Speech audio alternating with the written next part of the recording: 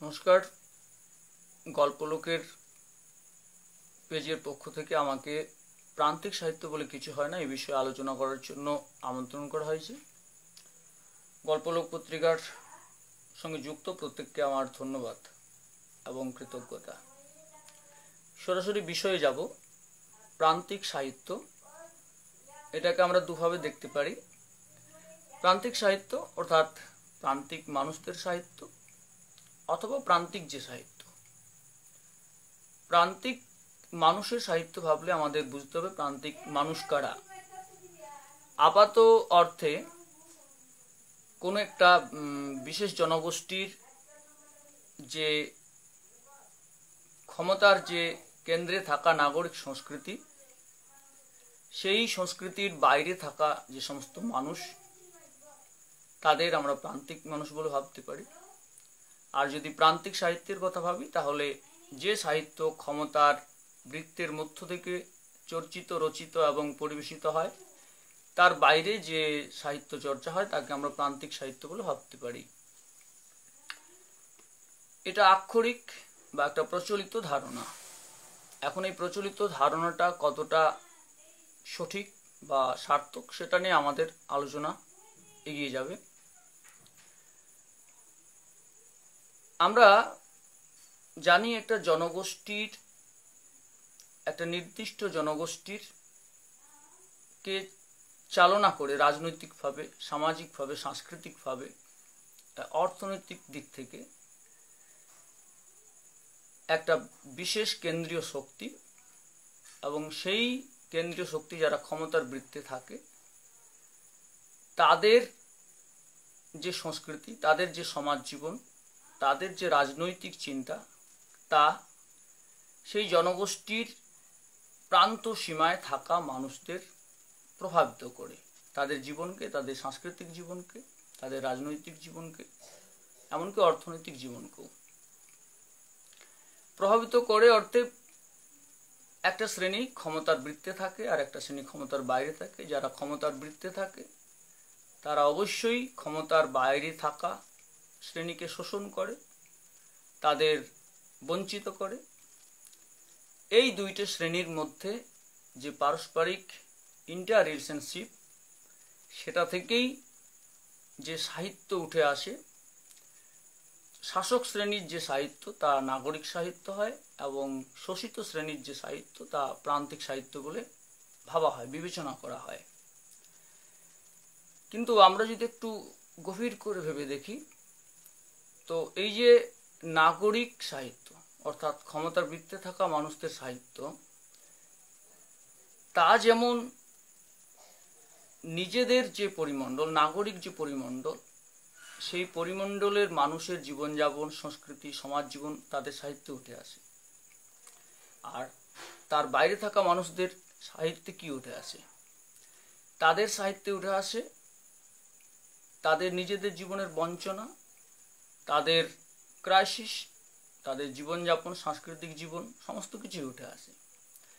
প্রান্তিক মানুষ যেহেতু ক্ষমতার বৃত্তে থাকা নাগরিক মানুষদের হাতে শোষিত হয়, বঞ্চিত হয়, তাই তাদের সাহিত্যে নাগরিক মানুষদের কথা উঠে আসবে।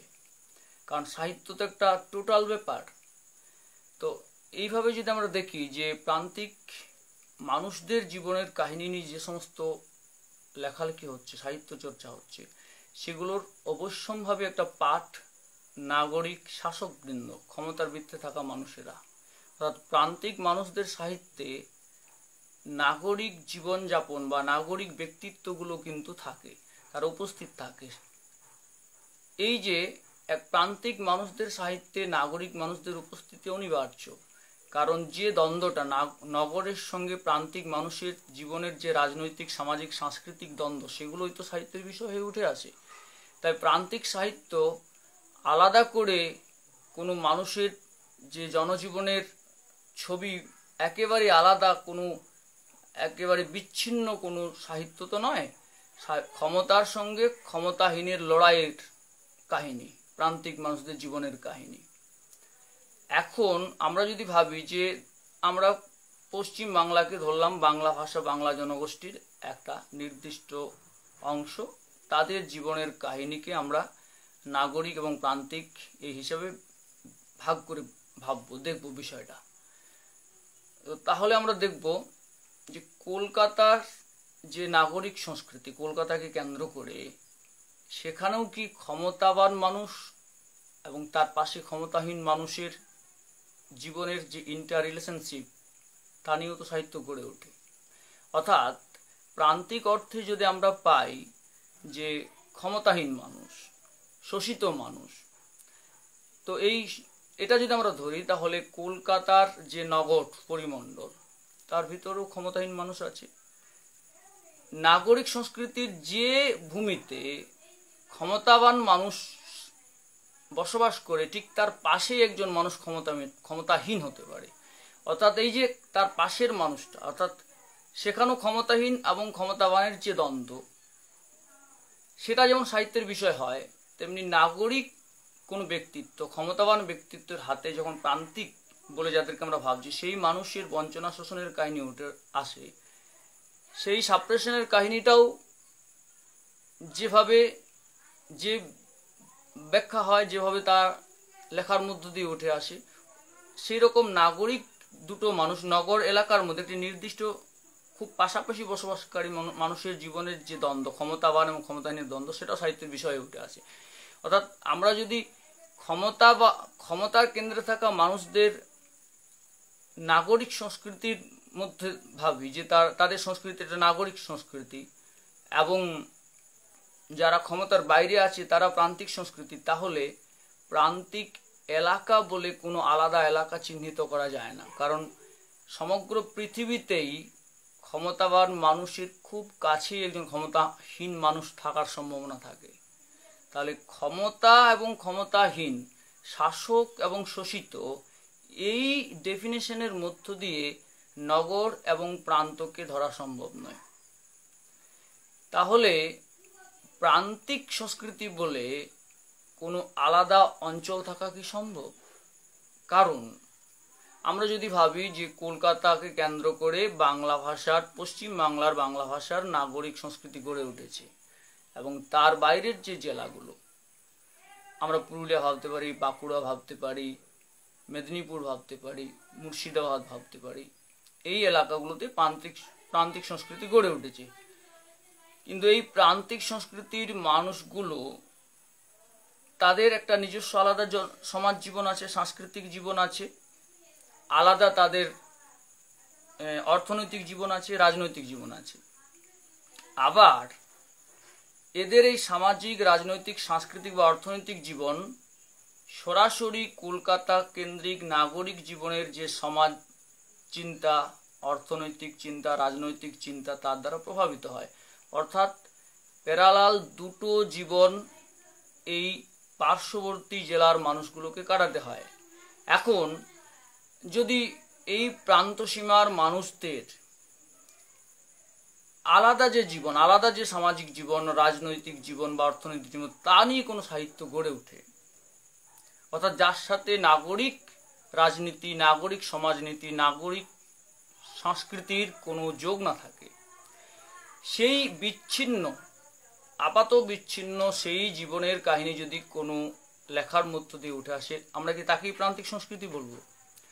যদি তাই বলি, তাহলে পুরুলিয়া বা মেদিনীপুর বা বাঁকুড়ার যে আলাদা সমাজ জীবন, রাজনৈতিক জীবন বা অর্থনৈতিক জীবন, তার যে আলেখ্য, সেটা যদি প্রান্তিক হয়, তাহলে কলকাতাকে কেন্দ্র করে যে সমাজ জীবন, নাগরিক জীবন বা রাজনৈতিক জীবন, সাংস্কৃতিক জীবন আমরা তার ছবি দেখি, সেটাও তো একটা বিশেষ অঞ্চল। কলকাতা একটা অঞ্চল, পুরুলিয়া একটা অঞ্চল, বাংলাদেশের ঢাকা একটা অঞ্চল, পাবনা একটা অঞ্চল। অর্থাৎ সেগুলো আলাদা আলাদা অঞ্চল, এবং সেই সমস্ত আলাদা আলাদা অঞ্চলে আলাদা আলাদা করে সমাজ জীবন, সাংস্কৃতিক জীবন এবং রাজনৈতিক জীবন আছে। সেটার ছবি, সেই আলাদা জীবনের ছবি যখন ফুটে ওঠে, তাহলে কলকাতার যে আলাদা সমাজ জীবন, সাংস্কৃতিক জীবন বা অর্থনৈতিক জীবনের যে ছবি, যে সাহিত্য আছে, সেটা কলকাতার আঞ্চলিক সাহিত্য। পুরুলিয়া, মেদিনীপুর বা বাঁকুড়াতে যে আলাদা, অর্থাৎ নিরপেক্ষ, নাগরিক নিরপেক্ষ যে সাংস্কৃতিক জীবন, সমাজ জীবন, তার যে ছবি, যে সাহিত্য ফুটে ওঠে সেটা তার আলাদা আঞ্চলিক সাহিত্য। দুটো যখন সম্পর্কহীন, নিরপেক্ষ, কিন্তু যখন কেন্দ্রীয়, যেটাকে আমরা ক্ষমতার বৃত্তে থাকা ধরছি, একটা জনগোষ্ঠীর ক্ষমতার জায়গাটা, কেন্দ্রীয় জায়গাটা, তার সাথে যখন প্রান্তিক মানুষদের ইন্টার রিলেশনশিপের ফলে যে একটা প্রভাব হয়, মানে ক্ষমতার সাথে ক্ষমতাহীনের যে লড়াই হয়, দ্বন্দ্ব হয়, সেখান থেকে যে সাহিত্যটা উঠে আসে, এটা একটা আলাদা পাঠ। সেই সাহিত্যটাকে কি আমরা প্রান্তিক সাহিত্য বলবো?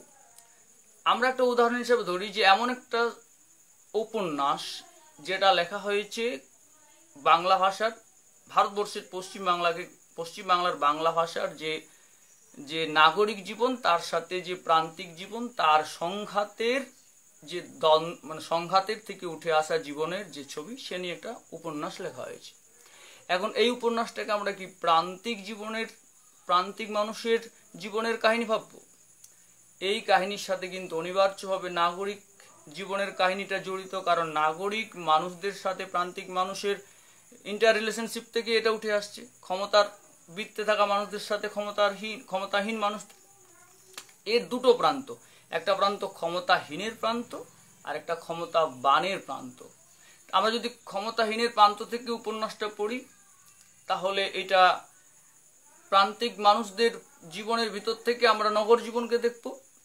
আর যদি ক্ষমতার বৃত্তে থাকা মানুষদের দৃষ্টিকোণ থেকে বা সেই প্রান্ত থেকে পড়ি, তাহলে ক্ষমতাবান মানুষদের দৃষ্টিকোণ, তারা যেভাবে সাপ্রেশন চালায় একটা প্রান্তিক জনগোষ্ঠীর, প্রান্ত সীমায় বসবাস করা মানুষদের উপর যে প্রভাব খাটায় তাদের সামাজিক, সাংস্কৃতিক এবং অন্যান্য জীবনের, তার ছবি। অর্থাৎ দুটো যে দিক থেকে দেখবো তার উল্টো দিকে একটা ছবি পাবো আমরা। অর্থাৎ এটা একেবারেই শুধু প্রান্তিক জীবনের কথা নয়, তো এটা নাগরিক জীবনের কথা। অর্থাৎ নাগরিক মানুষেরা যদি শাসক হয় আর প্রান্তিক মানুষেরা শোষিত হয় এবং তার ইন্টার রিলেশনশিপের কোনো সাহিত্য উঠে আসে, সেই সাহিত্যটা কিন্তু শুধুই প্রান্তিক সাহিত্য হতে পারে না, কারণ এটা নাগরিক মানুষদের সাথে ইন্টার রিলেটেড। এটাকে আলাদা করে আমরা প্রান্তিক সংস্কৃতি বলতে পারি না। এরপর আমাদের ভাবতে হবে যে ক্ষমতাবানকে যদি আমরা ভাবি নাগরিক বা কেন্দ্রীয় একটা সংস্কৃতির অঙ্গ, আর ক্ষমতাহীনদেরকে আমরা ভাবি প্রান্তিক সংস্কৃতির অঙ্গ, তাহলে আমাদের আর একটু বিস্তৃতভাবে ভাবতে হবে। কারণ একটি নির্দিষ্ট নাগরিক পরিমণ্ডলে একটি ক্ষমতাবান মানুষের পাশেই একটি ক্ষমতাহীন মানুষও থাকে। এই দুজন মানুষের যে ইন্টার রিলেশনশিপ, সেখানেও কিন্তু শাসক আর শোষিতের সম্পর্ক। অর্থাৎ শাসক আর শোষিতের সম্পর্ক কোনো আলাদা টেরিটরিতেই সীমাবদ্ধ নয়, যে কলকাতার ক্ষমতাবান মানুষেরা পুরুলিয়ার ক্ষমতাহীন মানুষদের শোষণ করবে এবং তার ফলেই উঠে আসবে প্রান্তিক জনগোষ্ঠীর জীবনের কাহিনী, তা নয়।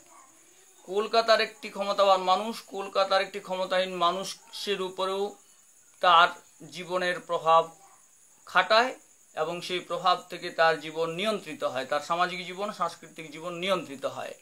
অর্থাৎ সেখানের ওই দুটি মানুষের ইন্টার রিলেশনশিপ নিয়ে যে সাহিত্য গড়ে উঠছে, সেটাকে আমরা কি বলবো? সেখানে ক্ষমতাবান ক্ষমতাহীনের দ্বন্দ্ব প্রান্তিক নয়। আবার কলকাতার নাগরিক মানুষদের সাথে পুরুলিয়ার মানুষের ক্ষমতা এবং ক্ষমতাহীনের দ্বন্দ্ব প্রান্তিক, এটা তো হতে পারে না। অর্থাৎ আমাদের দেখতে হবে যে প্রান্তিক বলতে আমরা যেটা ভাবছি, প্রান্তিক কারা?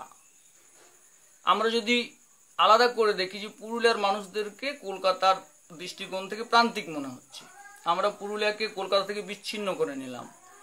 পুরুলিয়ার মানুষদের যে সমাজ জীবন, অর্থনৈতিক জীবন বা রাজনৈতিক জীবন চলে, এখানে কি সবাই বঞ্চিত হয়? এই নির্দিষ্ট ভূখণ্ডের মধ্যে কিছু মানুষ আছে যারা পুরুলিয়ার মানুষ হয়ে পুরুলিয়ার মানুষের উপর ক্ষমতার প্রভাব খাটায়, তাদের জীবনের সামাজিক, সাংস্কৃতিক বা অন্যান্য জীবনের প্রভাব তাদের তুলনায় শোষিত মানুষদের জীবনের উপর পড়ে। অর্থাৎ শুধু যদি বিচ্ছিন্ন পুরুলিয়ার ক্ষমতাবান এবং ক্ষমতাহীন মানুষদের কাহিনী তুলি, সেখানে একটা আলাদা পৃথিবী, আলাদা স্টেট হিসাবে আমরা তাকে যদি দেখি, তাহলে এই বৃত্তের মধ্যেও একটা ক্ষমতা এবং ক্ষমতাহীনের দ্বন্দ্ব, ক্ষমতাবান এবং ক্ষমতাহীনের দ্বন্দ্বের কাহিনী আমরা পাবো। অর্থাৎ সারা পৃথিবীকে গ্লোবাল ওয়াইজ যদি আমরা ভাবি, সারা পৃথিবীতেই পাশাপাশি ক্ষমতাবান এবং ক্ষমতাহীন মানুষের ইন্টার রিলেশনশিপ সব সময় আছে এবং সেখান থেকে সাহিত্য উঠে আসতে পারে। তাহলে আলাদা করে নাগরিক যে পরিমণ্ডল তাকে আমরা একটা কেন্দ্রীয় সংস্কৃতি ভাবছি এবং তার বাইরে যে পরিমণ্ডল প্রান্তিক সংস্কৃতি ভাবছি, এই ধারণাটা কতটা ঠিক, এর সত্যতা কি? প্রান্তিক বলে আলাদা কোনো কিছু আছে কি? এই ব্যাপারে আমার একটা কথা মনে পড়ছে, সাহিত্য আন্দোলনগুলোর কথা। বিভিন্ন সাহিত্য আন্দোলন হয়েছে, হাঙ্গরি আন্দোলন, নিম সাহিত্য আন্দোলন, শ্রুতি আন্দোলন, অনেক অপর কবিতা, জিরো বাউন্ডারি ইত্যাদি ইত্যাদি।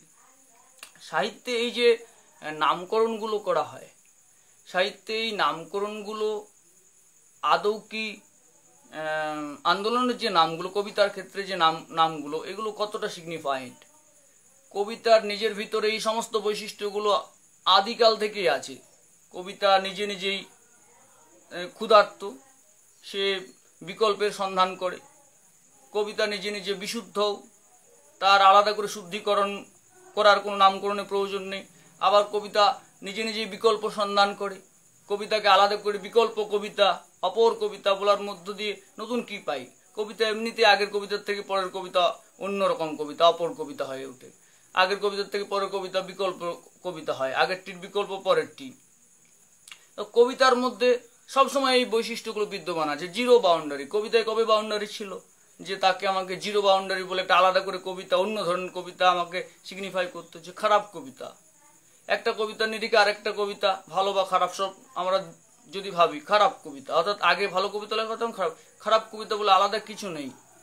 অর্থাৎ এই যে আমরা নামকরণের মধ্য দিয়ে কবিতাকে বা সাহিত্যকে একটা আলাদা জায়গায় ভাগ করার চেষ্টা করি, এইটা শুধু নামকরণ একটা আমি গিমিক ভাবতে পারি, বা সাহিত্যের ইতিহাসে স্থান পাওয়ার একটা দুর্বল, ক্ষীণ বা বাঁকা পথের প্রয়াসও মনে করতে পারি।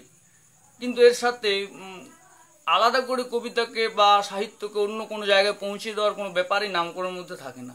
ঠিক সেরকমই আমার মনে হয় যে প্রান্তিক সাহিত্য বলে আলাদা কোনো সাহিত্য কি করে? প্রান্তিক, সারা পৃথিবীটার প্রান্ত কি? পৃথিবী একটা গোল ভূখণ্ডের প্রান্ত কোনটা? পৃথিবীর যদি প্রান্ত না থাকে, সাহিত্যের আবার কি প্রান্ত থাকবে? সব সাহিত্যই কেন্দ্রীয় সাহিত্য, সব সাহিত্যই জীবনের কেন্দ্র থেকেই লিখিত হয়, জীবনের কেন্দ্রভূমি থেকে, ক্রাইসিস থেকে লিখিত হয়। এবং সব সাহিত্যেই ক্ষমতা ও ক্ষমতাহীনের দ্বন্দ্ব থাকে। সেই দ্বন্দ্ব থেকে ওটা একটা পরিবারের মধ্যেও ক্ষমতা এবং ক্ষমতাহীনের দ্বন্দ্ব হতো। একটা পরিবারের ভিতরেও এই ঘটনা থাকতে পারে, ছোট্ট একটা পরিবারের ভিতরে ওই একই ঘটনা থাকতে পারে, একটা ক্ষমতাবান মানুষের সঙ্গে একটা ক্ষমতাহীন মানুষের দ্বন্দ্ব। পারিবারিক কাহিনীগুলোও সব একই, একটা দুটো প্রান্ত থাকে, ক্ষমতা এবং ক্ষমতাহীনের প্রান্ত থাকে। তো সাহিত্যে এরকম যে নামকরণ করা আছে, বিভিন্ন সীমান্ত সাহিত্য, পার্টিশিয়াল লিটারেচার, এনক্লেভ লিটারেচার, ছিটমহলের কেন্দ্র করে, ছিটমহল সমস্যাকে কেন্দ্র করে, সীমান্ত সাহিত্য, সসীম বাড়ই, 150 গজের জীবন ইত্যাদি ইত্যাদি, এই নামকরণ আলাদা আলাদা করা হয়। কিন্তু সাহিত্যের এইরকম করে কোনো সীমা বেঁধে দেওয়া সম্ভব নয়, কারণ সাহিত্য ভূমিষ্ঠ হয় একটি অঞ্চলে, কিন্তু তার বিস্তার হয় আন্তর্জাতিক ভাবে, মানে আন্তর্জাতিক পরিসরে। এই অর্থে সব সাহিত্যই আঞ্চলিক। কলকাতার সাহিত্য, কলকাতার জনজীবনকে তার বিশেষ সাংস্কৃতিক, সামাজিক, অর্থনৈতিক বৈশিষ্ট্যগুলোকে লক্ষ্য রেখে যে সাহিত্য রচিত হয়, সেটা কলকাতার আঞ্চলিক সংস্কৃতি। পুরুলিয়া বা তার পার্শ্ববর্তী কোনো এলাকার যে নিজস্ব বৈশিষ্ট্য, সাংস্কৃতিক বৈশিষ্ট্য, তার অর্থনৈতিক বা রাজনৈতিক যে বৈশিষ্ট্য নিয়ে যে সাহিত্যগুলো লেখা হয়, সেগুলো পুরুলিয়ার আঞ্চলিক সাহিত্য, মানে আঞ্চলিক সাহিত্য, এটা আমরা ভাবতে পারি। কিন্তু এই আঞ্চলিক সাহিত্য একাধারে ভূমিষ্ঠ হওয়ার অর্থে আঞ্চলিক, তার এই বৈশিষ্ট্যগুলো আছে, কিন্তু তার বিস্তার আন্তর্জাতিক। এটা আমাদের মনে রাখতে হবে। এই প্রসঙ্গে আমার আর কয়েকটি কথা বলার, যে আমাদের লোক সাহিত্য, নাগরিক সাহিত্য এরকম করে ভাগ করে দেয়। লোক সাহিত্য আবার কি? লোক সাহিত্য বলতে নাগরিকের বিপরীত একটা ধারণা এরকম দেওয়া হয়। এইটা আমি কখনো মেনে নিতে পারি না। লোক সাহিত্য না, এটাকে আমরা আঞ্চলিক সাহিত্য বা আঞ্চলিক সংস্কৃতি, লোকসঙ্গীত, আঞ্চলিক সঙ্গীত বলতে পারি, লোকসঙ্গীত নয়। লোকসঙ্গীত বললে কি হয়, যেন নাগরিক সঙ্গীত যা নয় তা লোকসঙ্গীত, এইরকম একটা ধারণা দেওয়া হয়। কিন্তু এরকম ভাবে সাহিত্য সঙ্গীত কোনো শিল্পকে আলাদা করে একটা ডেফিনেশন দেওয়ার যে প্রচেষ্টা, এটাকে একটা ছোট এরিয়ার মধ্যে দেখার যে প্রচেষ্টা, এর মধ্যে যে শিল্পের যে সার্বভৌমিকতা, শিল্পের যে বিস্তার, তাকেই ছোট করা হয়।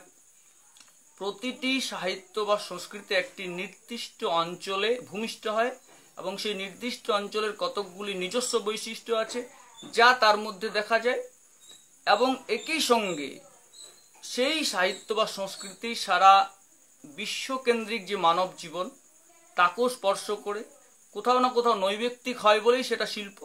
নৈব্যক্তিক না হলে তো সেটা শিল্পই নয়।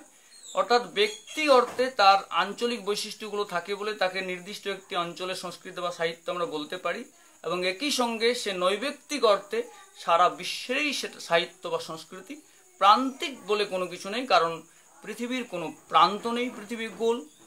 জীবনেরও কোনো প্রান্ত নেই, সমস্ত জীবনেই একটি নির্দিষ্ট কেন্দ্র থেকেই চারদিকে প্রসারিত হয়।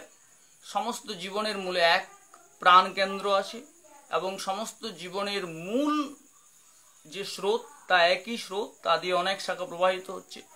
জীবনেরও কোনো ব্যক্তি জীবনের, মানব জীবনের কোনো প্রান্ত সীমা নেই, ভূগোলের কোনো প্রান্ত সীমা নেই, তাই সাহিত্যেরও কোনো প্রান্ত সীমা নেই। ক্ষমতা এবং ক্ষমতাহীনের দ্বন্দ্ব, এই দিয়ে ক্ষমতাবানকে কেন্দ্রে এবং ক্ষমতাহীনকে প্রান্তে রাখলে এটা একটি পরিবারে এই ক্ষমতার সাথে ক্ষমতাহীনের লড়াই দেখা যেতে পারে। পরিবার থেকে একটা ছোট্ট একটা গ্রামে হতে পারে, গ্রাম থেকে জেলাতে হতে পারে, সর্বত্রই এই ক্ষমতাবানের সঙ্গে ক্ষমতাহীনের দ্বন্দ্ব হয়। তাই তাকে আলাদা কোনো অঞ্চলে ভাগ করা অসম্ভব। আমরা যদি মনে করি যে কলকাতার সংস্কৃতিকে কেন্দ্র করে বাংলা সংস্কৃতিকে আমরা তখন আলোচনা করছিলাম, কিন্তু যদি বিশ্ব সাহিত্য বিশ্ব সংস্কৃতির কথা ভাবি, তাহলে ইংরেজি সাহিত্যের প্রেক্ষিতে বাংলা সাহিত্য কি প্রান্তিক সাহিত্য? ইংরেজি সারা বিশ্বব্যাপী তার প্রচার এবং তার ক্ষমতার একটা ডিসকোর্স আমরা দেখি। ইংরেজি সাহিত্যের পাশে বাংলাকে তাহলে তো প্রান্তিক সাহিত্য বলতে হয়, কিন্তু তাই কি? অর্থাৎ এইভাবে ক্ষমতার পাশে ক্ষমতাহীনকে রেখে প্রান্ত ভাগ করার মধ্য দিয়ে কোনো প্রকৃত সার্থকতা নেই, কারণ ক্ষমতাহীনের সাথে ক্ষমতাবানের যে ইন্টার রিলেশনশিপ তা ওতপ্রোত জড়িত, এবং দুটো জীবনের এই কাহিনী একই লেখার মধ্য দিয়ে উঠে আসে। তাই কোনো আলাদা প্রান্তের কথা সেখানে বলা হয় না। একটা প্রান্তকে বাদ দিয়ে আরেকটা প্রান্তই সম্ভব নয়। যদি আমরা ক্ষমতাবানের সাথে ক্ষমতাহীনের দ্বন্দ্ব নিয়ে সাহিত্যগুলোকে আলোচনা করি, প্রান্তিক সাহিত্য বলি, তাহলে এই প্রান্তিক সাহিত্যের ভিতরে কিন্তু নাগরিক মানুষ, ক্ষমতাবান মানুষদের জীবনের ছবিও তার সাথে সাথে প্যারালাল চলতে থাকে। সেটা আলাদা করে প্রান্তিক বলার মধ্য দিয়ে তো কোনো সার্থকতা নেই। অর্থাৎ আমরা এই সিদ্ধান্তে আসতে পারি যে প্রতিটি সাহিত্য এবং সংস্কৃতিও ভূমিষ্ঠ হওয়ার দিক থেকে সে একটি নির্দিষ্ট অঞ্চলের, অর্থাৎ আঞ্চলিক, কিন্তু তার বিস্তারে সে আন্তর্জাতিক। ধন্যবাদ।